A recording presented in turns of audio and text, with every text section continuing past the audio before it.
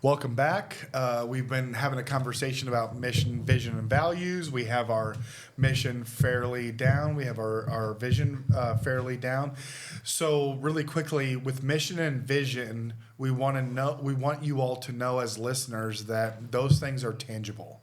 So right now we might have these things, and that's what we're aspiring to.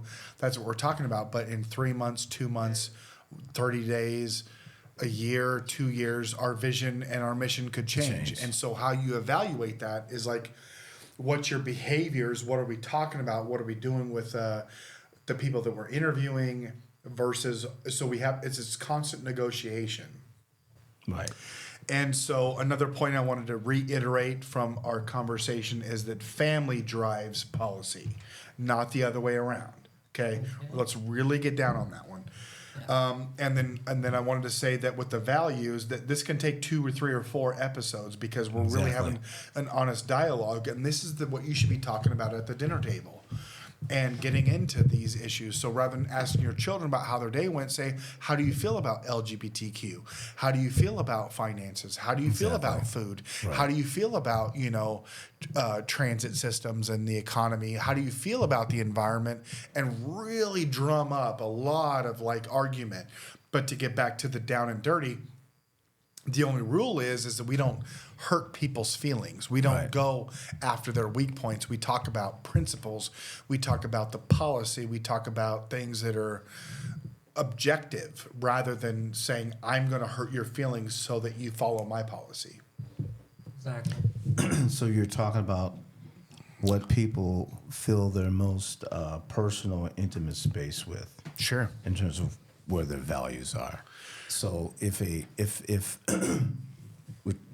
just to kind of piggyback what you just said, I'll let you keep going. So today's generation is more apt to be more acceptant of people who are transgender, sure, as opposed to their parents, who will come to the table with certain quote unquote so-called religious or moral beliefs. And so that's kind of what you're talking about, because the kids in school now, their intimate space is more in line with those type of students that are now in the educational system, as opposed to what was out there back in the 1960s parents. Sure. Right? Yeah. That's what you're talking about. Yeah. So to add to that is like, it's liberalism versus conservatism, right? Mm-hmm. And we know that the younger that you are, the more apt that you are to be liberal. We're not talking about or open-minded. Fine.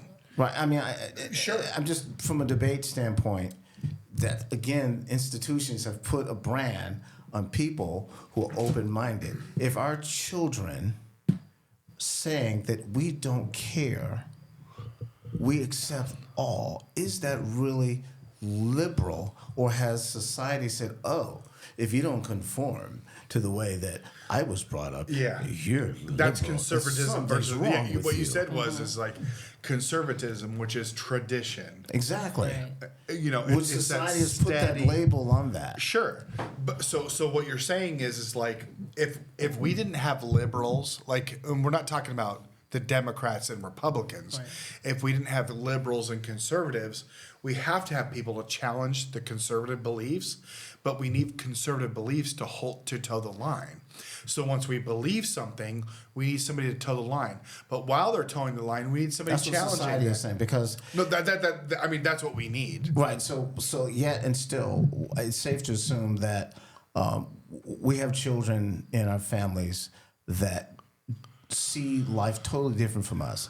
Yet they could have conservative financial principles based upon the so-called label of a conservative. Sure. Because a liberal, in the way certain things are set up in society, is people who are not mindful of how to budget and manage money. Sure. Yet, does it mean that you're a liberal because you don't have an issue with whoever comes to your home to eat dinner, Yeah. regardless of the skin color or the religion or the sexual preference. Is that liberal? What really is liberal? Well, liberalism at its truest essence is the ability to talk without censorship. Okay. Conservatism is the one that says, simmer down, this is tradition. We need both. I'm not saying get rid of a certain party. We need our children to challenge conservatism so that that belief system then becomes conservative. Right. So that, like, if transgender then moves into the pool of normalism or normalizing. And so I don't We know just had it that way. Right. I mean, like, it's a difficult process. I mean, are we talking about mission, vision, and values of the specific family? And then if the mission and vision and values of the family says that we hate a particular group of people, that is not a family value, and that is not what we're talking about, because that's just, you're just propagated. Right. You know, and I just want to say some of the kids and youth today, the Gen Zs, are able to actually help the family member, the older family members, to really have an open mind, Yes. or to challenge their beliefs. Because conservatives are going to bring their mission and vision values to the table. I'm just generally speaking. I'm not saying, like, Right. you know, because you have layers of liberalism in a family. I'm just saying. So let's say that you're the mother and father who thought that they were going to have the perfect, unique family that was told that was going to happen, but you happen to have LGBTQ family member, daughter or son or whatever, and they're telling you their thoughts and feelings. Sorry. I mean, like, what are you going to do? Leave them? Right. What are you going to do? Abandon them? Like, are you going to say you're out of the family? Like, what are you, the mob? Or, you know, like, you're out of the family. You know, like, come on. Because that is not, remember that intersectionality and those layers of intersectionality are not defining factors of principle. Those are not the values that we're talking about. We confuse values with intersectionality. We think that our values are based on our gender, our sexuality, our religion, Right. our abilities, our financial status, and that's how we define ourselves. I'm asking folks, we are asking folks to get out of that and say, what are our true core values? If love is a family value that you have, and your son or daughter or whoever fits this particular intersectionality category, and you're worried about how other peoples are going to perceive you or whatever those things are, you're not talking about mission and vision values. You're talking about stigma. You're talking about mental illness. That's You're talking good. about substance use. You're talking about the things that we don't want to talk about. That's very good, and I think you broke that down very clearly. And we really have to cover that and reinstate that to the masses, because, you know, that's difficult to really see. But it has to be broken down the way you just broke that down. Sure. Wow. So, I just got a light bulb to go off there. so in essence, we're really talking about looking at what a person's space is filled with. In essence, kind of tells you what they value. The space that is filled with. And let's just take today's youth that are in high school. Yeah. Their space is filled with what? Diversity. But they're naturally doing our mission and vision already. Exactly. They're naturally doing it, Naturally. and they get told by these authoritative or propagandist entities. They ain't buying that- it, that- though. Right, of course They ain't not. buying They it. shouldn't, and they never Yeah. have. You look at social media, look at the they're not 60s, buying it. look at the 70s, Right, look exactly, at Vietnam, exactly, look exactly. at, you know, the So the values are being even changed Black based Lives upon Matter it, movement right. today is a challenge to the conservatism Right. of what we're facing. So whether you agree with Black Lives Matter or not, it's not the point. It's the point that we had somebody questioning, Right. saying, doing. If you said, Jeremy Luganville, would you donate to Black Lives Matter? I'd say, I have no idea, because I don't really know what they stand for. Mm-hmm. But what I would say is that thank God somebody's saying something. Mm-hmm. Thank God somebody's going outside of the box. And so if you said, Jeremy, are you willing to vote or donate to people who are thinking out of the side of the box? 100% of the time, unless it hurts people. Right. That would be a caveat. You know, also, but you got to this point. We have people who are in a current state of belief, right? And even if they do what we're saying we're doing now, or we want you to do now, and you bring this line of values or this vision and mission, question it. Don't think because you thought of it that it's correct. Look at the behaviors of your family. Look at the behaviors, look at the thoughts, look at the feelings, and say, because that's what we start off with, is being able to question your mission and vision. You don't question your mission and vision based on objectives or whether or not you're accomplishing goals. You question your mission and vision based on the past behavior of what you said that you were going to do. So if you value finances, or you say that you value finances, but you're buying $300 shoes and an $80,000 car, So do you really value do you finances? really value that? Right. No. Right. So we're you talking have to about think- looking in the mirror Yeah. in terms of what the hell are your Yes, real yes. values. If you're spending your time doing A, B, C, D, and yet you keep saying you want to do F, are you being real? That's an aspiration. Right. Right, Right. so- It's fantasy. Right. That's or, not or a evident. priority. Right. If your priority is to look good and to be shiny, then just say it. Exactly. Say that I want these Jordans. Say that I want this gold Right. necklace. Say that I want my perm or my fucking hair combed over or my product or my face product Right. and my Right. my retinol or whatever the hell it is. Say Exactly. that. Get it Exactly. out there. Let's just say that it. Exactly. And then question it. Right. So you're always, remember, in that state of questioning. So don't deny because you're embarrassed, because you value flashiness. If flashiness is one of your values, say it. But then be in a position to say, okay, is this truly what's making me happy? Yeah. And I think the evolvement of technology has really allowed our youth to really open up and have a more open mind, opposed to maybe the older generation where we didn't have access to technology, because now they have social medias, they're able to interact with each other. And it's just a different mindset, just a different belief system. So we talk about values, and we're speaking with our audience and want them to kind of like recalibrate. Sure. So right now, we're energized about what we do. Yeah. So because this has value to us, it's like if you're not energized about something, does that have value, or are you just doing it to appease someone or to fit in? Yeah. You know what I mean? Yeah, you're hitting key points. If you're not feeling up and ready to go, it's not a value and it's not a priority. So let's just say that you wished that you were a spiritual person, but you're not meditating, you're not praying, you're not reading spiritual dialogue, and it doesn't bring you energy. Well, that's a sign. Right. Maybe I need to question whether or not I value spirituality. Exactly. It's an aspiration. Right. Maybe I want to get to a place where I enjoy those things. And I'm not Right. saying, fake it or make it or whatever you want to say, but I think the core point that you're making is like the people want certain things, but Exactly. they don't know how to get the energy and the value and Right. the purpose out of it. Right. So if I'm valuing helping other people, but I'm sitting there bored as shit, I get invited to meetings or the talks or the whatever, and I'm sitting there, I'm like, I just want to hit my head against the wall because I'm bored as shit. And your brain's not organized. I want for people that. to. I want people to pay attention to me. I want people to think that Right. they hang on my every word. But if they don't, then you go on somewhere. I mean, So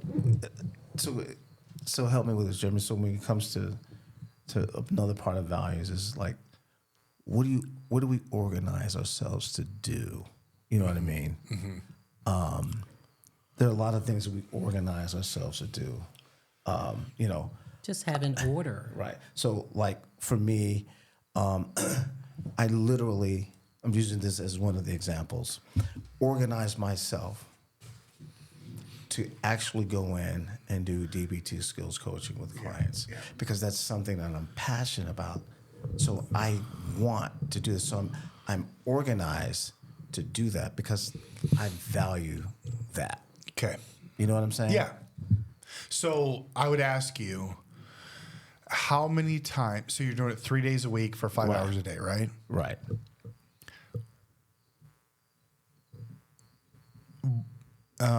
This is a little bit of a philosophical kind of a thing. Yeah.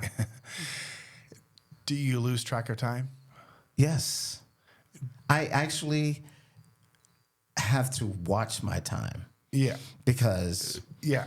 the So clients speak on that. know Yeah. that Speak on if that, I 'cause go that's over, how you know. right, I literally, because if I didn't have a watch, I could like talk forever. Yeah. Okay. And even though they're engaged, they know when we have specific breaks. Sure. Okay. And I often tell them, look, you got to let me know Mm-hmm. because, I'll keep going. Well, we're on fire here Yeah, this right is- now. yeah, and we you're about to on cut us fire. off, ain't you? About to cut us off right now. DBT, exactly. Yeah. Hold See? that thought. We're just on fire. Exactly. Hold that Yeah, that's Exactly. purpose. Exactly. And that's called being in the zone Yes. or in the flow. Yes. Right. When you're in your purpose, Yes. you lose time. It looks like we lost a little time here. So we're going to a break. We'll be right back. So I hope, Oh, yeah. Are we Jeremy, hitting what gets on- you in the flow? are we hitting on This. point? Yeah. Doing this, Yes, talking, absolutely. yeah. Jeremy told us Getting when it he out of came your to our head. house that the document was the second most thing he was the most passionate. Yeah, absolutely. Yeah. And having we continue Because to I told you from the beginning. I told you. I looked at you in your face, and I told you in the beginning. Yep. That this ain't it. IBHS is not. Yep, you did. It's You it's did. way more than that. Yeah. And when yeah. people really start to understand that all of the problems that we identify as a society are symptoms of a systematic problem, until we understand that, will we ever be able to change as a society? Whether it's our government, our hospital, it doesn't matter what it is. Right. And so what we're trying to do with the mission and vision values is give them the pathway to get the Exactly, answers. So if you're holistic, then you need to start looking up books. You need to start, you know what I'm saying? Exactly. Like read those books. Yeah. Exactly. You know. You want- That's no, your I'm desire. actually, I do. Take if you're sick and tired of being sick and tired, you need to Yeah. find out a way to stop being sick and And you tired. know what? If you decide to go that holistic route and you don't take Crestor and you die from a stroke, at least you follow your values. You know what I'm saying? Wow. Because So this is really being free to be yes, me. Free to be. But Free to be who you so are. what you're hearing me is what I just heard a new one of freedom.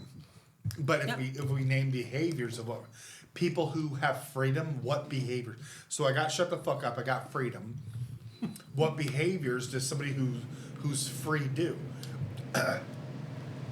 We know that we live in a fairly free society, but are you free from propaganda? Are you free from advertisement? Are you free from consumerism, materialism? And so ultimate freedom, it is what it is. Ultimate freedom. So That's kinda one hard. can say when you're ultimately free, you get to choose your slaves. And I don't mean that from a racial perspective, I mean Right. that from a monetary. So Right. like for me, let's say I'm financially free and I'm free to do whatever I want, then I can buy a car and I have to pay the bills, wash it, so on and so forth. Or I buy a house, I have to maintain it, do the filter, do the electricity, and all those things. The freedom is to choose our slaves. The freedom is to choose our burden. exactly. And so that's ultimate freedom. So if we're teaching people like, hey, I like everything Kamala says, I'm free. When I I am. listen to that message, Jeremy, What's that? when I listen to that message, Yeah. is what you're speaking. Yeah. Right. Far as integrating, far as just helping each other, becoming one, being open minded, not letting the government rule Right. your life. Right. You know, and I'm like, this is such an uplifting, positive message. It sounds like Jeremy's message. So I knew this. I was did. obviously doing a little background on some of the stuff. So there's a lot the reason why we're sitting here because we have a lot of fucking values. We value a lot of the same shit. Yeah. And the thing that But even though you disagree, and I heard this, your perception. So I'm gonna take you back. My Mustang, the black Mustang that I got. You seen that? I love. I was poor as fuck. This is my mama. I was poor as fuck. I made $15 an hour, and I lived with my parents with Caleb over at the Jamie's house. Oh, wow. And I saved my money, and what I was trying to do in my mind was say, I can build a car for the same amount that it costs for a new car, and I don't have to pay the interest, and I don't have to pay all this bullshit. Yeah, okay. So the Mustang that you see out there was a political movement. That entire car was completed based on $15 an hour because I saved. And I said, Wow.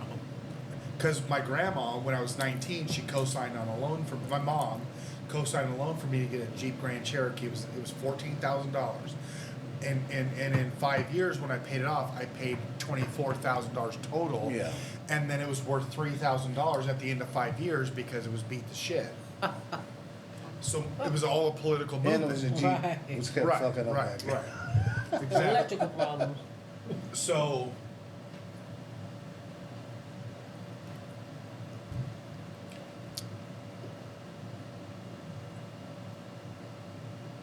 people need to learn to do that.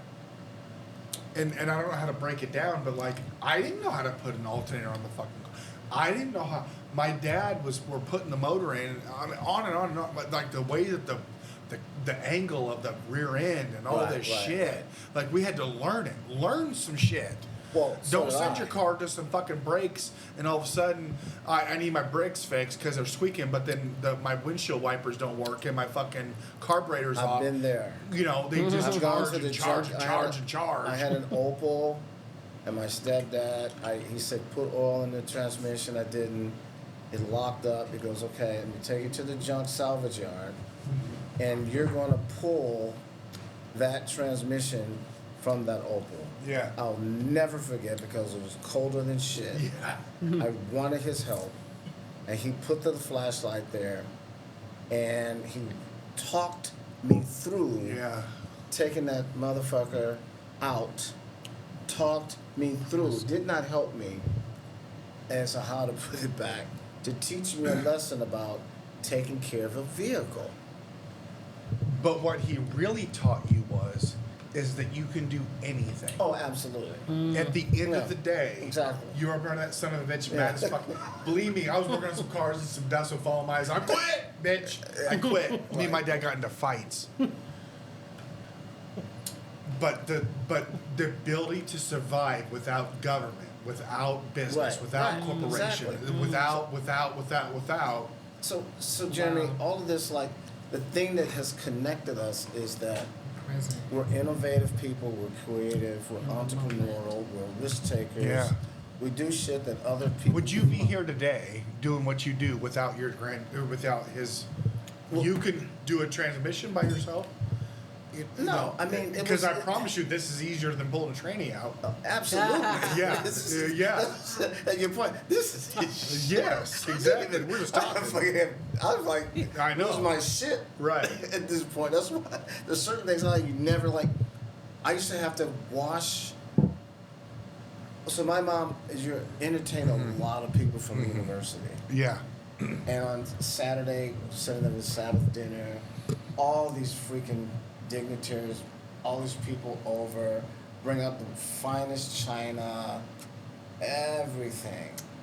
I didn't have a sister who had to wash all the fucking dishes. I did. And to this day, she knows. I'm like, I'll do anything. Wash dishes. I'll pick One up time dog you shit. did. Well, yeah. I mean, I can One clean the time. kitchen Yeah, better yeah. than anybody. Sure. The point is, Fuck the dishes. Right. You did it because And we have our limits. I'm gonna help around. I've gotta wash the dishes. And I learned that the way I would not have to be inspected every time was to use a freaking pine soil. Yeah, Or 'cause- so much Clorox that she could smell it. Just It's smell. clean, They baby. just It smell. smells good in there. Just grab a rag. Like, let me smell that shit, motherfucker. You know? Yeah. So This is like Yeah. nothing. Yeah. Seriously. But that's what I love about our conversation about purpose, is because once you get into that drive or once you get into that gear, we just gotta get Aaron involved. Hey, Aaron. He's in the gear right Let's get now. that air off. Yeah. So I got to pee quick, but yeah, Okay. once I heard you in that orientation, I'm like, okay. I told you, I'm like, like- I was being He serious. was Like, said the same Oh, shit. he was in so orient- enamored. Okay, I'm He like, still okay. talks about it. All right, He's like, I this get guy it. is. yeah, it's a 'Cause you don't large meet and wide. Yeah. people like you. You just don't. It's just like the owner. Yeah. And when you kept saying, I'm the owner, I'm like, okay. Well, see- so this guy's on a mission, and he's proud of his shit. Yeah. He's doing some shit that ain't nobody doing. You want to hear some fucked up shit? So the guy that abused me for 10 years was this very same person that taught me about race, about how to. It's a fucked up thing. It's in my head. I'm telling you. Yeah. So you would think that somebody who's dark and evil that would do some shit like that wouldn't instill values, but he did. What kind of values? So there was a program called Youth Against Racism and Prejudice, Yeah. and so we were talking about how would you feel. One of the very first conversations was, how would you feel if you were a white person walking down the alley and a black person walked upon you? What would you do? Would you turn the corner? Yeah, probably. And there was a lot of conversations that happened that were appropriate, but there were some that weren't. But it's like, I listened to NWA. The BJ Helmstetter was the dude. Was another kid in the neighborhood that brought this tape to put it in Joe's Mustang, and we listened to it. Like, the culture, even though these bad things happened,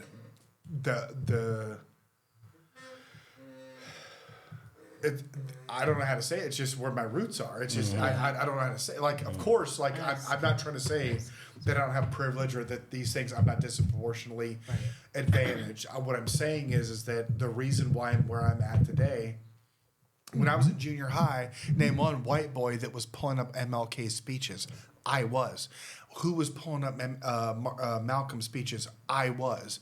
And it wasn't because I thought that I was a hero. It was because that's the culture that I grew up in. Mm-hmm. It was I had to memorize speeches, and that's what I was doing. And I was, that damn little, what do they call it, Dewey Decimal System and the fucking bullshit I was writing on the checking out. It just, and I'm not trying to say that for favor.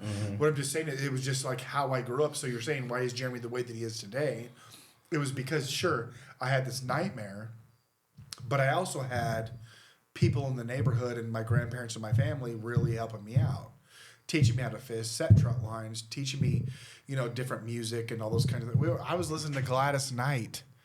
You know what I'm saying? Like, this little 7-year-old kid is listening to Gladys Knight, and all these things. So it was just a part of it just was, or Prince, or, Michael Jackson, Like, my very first Christmas that I remember was I got a Michael Jackson record player. And Michael Jackson on the top, and I played, what was the fucking thing with them little weird-ass gremlins? Crystal. Alvin? No, and the Crystal. Chipmunks? It was called Crystal something. All right, welcome back. We don't have much time left in this episode. We've not gotten that far. But again, I want to reiterate, the conversation is the goal, not the values, not the mission, not the vision, the conversation. Bring the conversation to the table. Have that conversation with your family members and your friends as often as possible. Really wear this stuff down. And as we iterated, or I'm going to reiterate, is that just because we have a mission and a vision and then we're starting to accumulate some values doesn't mean that in 3 months, 6 months, or a year that we're not going to change that, because we're going to change it based on our behavior. So are you saying that STFU can change? Well, I mean, we're talking about shut the fuck up, right? Right. And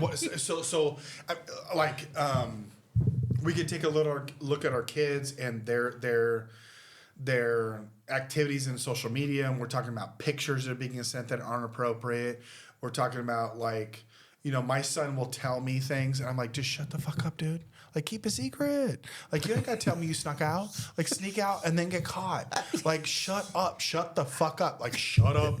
You know, and you're telling me everybody's STDs and LMNOPs. And, like, y'all are the most exposed forever, and this is documented online. Shut the fuck up. Shut up. Like, it's okay to have a little secret here and there. It's okay to, like, hide shit. But for us, I think where we're headed is that when we're interviewing people, because we're talking a lot, especially me, what happens when we have a visitor? Are we really actively listening and encouraging people? We're shutting the fuck up, and we're really trying to listen. And what we're listening for, and I'm going to encourage the visitors or the listeners for, is regardless of the content, what values do you hear them pulling? Can you pull values or principles or thoughts or ideas, or do you understand if it's a politician, a behavioral health worker, a client or a consumer, or any whatever word you want to say, you're not listening to discredit them. You're listening for the value. What are they really trying to say? So they may not make sense. They may not have the right data or the right research or the double-blind study, peer-reviewed research, because that's where we always fight. That's where the trolls live. Listen to the care. Listen, what do they care about? Yeah, just shut the fuck up and listen. Because there's value to that. Absolutely. You can really learn from that too, just by listening. Listening is a skill, and it's not an easy skill. So just think of STFU as a listening skill. Yeah. Yeah. Right. I mean, how else do you get there? Right. You know, I think that that's a good value for us to start with. You know, like one of the, you know, we'll talk about value. You know, we'll talk about what does it mean to shut the fuck up. That means if we have somebody talking, we need to really hear them out rather than try to debate them or argue with them or try to discount them. So if we have somebody that we're talking to that's against our belief systems, that we're really trying to hear their values. We're really trying to hear their vision and their mission. And we should be able to note, like, this person appears to really value politics. But first you got to whatever. You got to STFU. Absolutely. Period. Absolutely. It starts there. Right. Well, and I think for us as a podcast, when we have people coming on board and we have listeners want to, you know, of course, listeners want to be entertained. They want to hear everybody's loud ass mouth. But what we're saying is the active listening skill that we're trying to help you obtain is listening to other people's points of view without trying to categorize, because that's what human beings are naturally do. Where's danger? Where's pleasure? Where's, whatever the category you might want to say. So we're always, you know, when we're talking to people, we're always trying to categorize them and put them, because that's what humans do. Colors, shapes, Exactly. Learn numbers, how to all those things. STFU. Yeah, learning But how to shut the fuck up. that makes sense to our brain, is to categorize everything. Right. So a part of that is non-judgmental. Would that play a part? Yeah, so non-judgmental is not really a fair quantifier. Right. Actively listening is. So if you're actively listening and you're hearing the mission and vision and values and you converge them with your own, and if they are different from your own, you're judging the principle, not the personality. We don't care if the fucker got a DUI in 1993. We don't care if they had a child out of wedlock. Those are judgmental things. But based on personality, we're talking about principles. We're judging whether or not our values converge and align with the speaker, with the talker. So if we have so-and-so guest and they're talking about reproductive health and we disagree with pro-life status, we're not saying that the speaker is an evil person. We're saying, well, we need to loosen that band up a little bit, because there are incidences that occur where somebody might be sexually assaulted or incest or finance, whatever those things are. So we're really, because it's easy to jump to the judgmental, prejudicial comment and hate, because it's easy to drive that.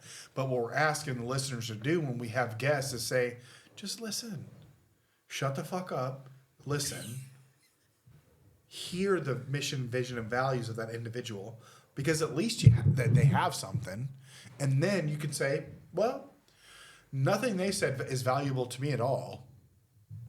And so we're not going to worry about it. The person might cite something, the person might give you a book to read, whatever. But if you were looking at your family's values and mission and vision, and you said, yeah, we don't align, then move on. So we really need to figure out a way to get STFU into the thesaurus or Webster's dictionary. I wished. If it ain't, I'm going to write them a strongly worded letter because... I mean, seriously. I mean, because when you think about that acronym, that's kind of jarring, and it Sure. like you were saying, it gives you pause. Like, oh, really? I probably do need to like shut my mouth up. Sure. And when we're talking about values, don't make them pretty. Don't make them like politically correct. It's your family's value. It's everything that you have. And so when we try to guard it by saying something politically correct or etiquette or whatever, you lose the passion behind the value by degrading it. And so we're saying shut the fuck up, and we could have a very religious family listening, or we can have, people that don't like those kinds of cuss words. And we're not trying to project the value of saying a cuss word. What we're trying to do is project the value of actively listening. And sometimes you need jargon. Sometimes you need a vulgar word to reinforce the idea, to how to remember it. And So to you're get the saying they attention. shouldn't tell the pastor to STFU? Can you just STFU, please? Well, you have to be respectful. I mean, like, we're not telling people to shut the fuck up. Right. What we're Right. saying is like, listen. Yes, Listen and exactly. reflect. Like what I'm hearing you say Reflect. is, because if me and you were talking, we were just talking about Trump earlier, and I think that you got, and we're doing a reflection right now because Right. I'm practicing in front of the audience. Right. I think that you think on some level I care about Trump. And so when I heard that in your voice, I try to correct it. I try to say, I don't care about Trump. I care about the process. We're talking about the things that Trump wants to commit revenge for. Why does he want to commit revenge? Because he believes that the government is disproportionately affecting him and charging him with crimes that he shouldn't be charged with. But remember this about people who are privileged. They don't think that they should be convicted of ordinary crimes. They're above it. It's narcissism. So I'm not trying to convince you that Trump should be convicted. But if he should be, then I've got a whole slew of motherfuckers that we can line up at the trial because, we're talking about all the Democrats and all the Democrat side. There's a whole bunch of motherfuckers that did exactly the same thing.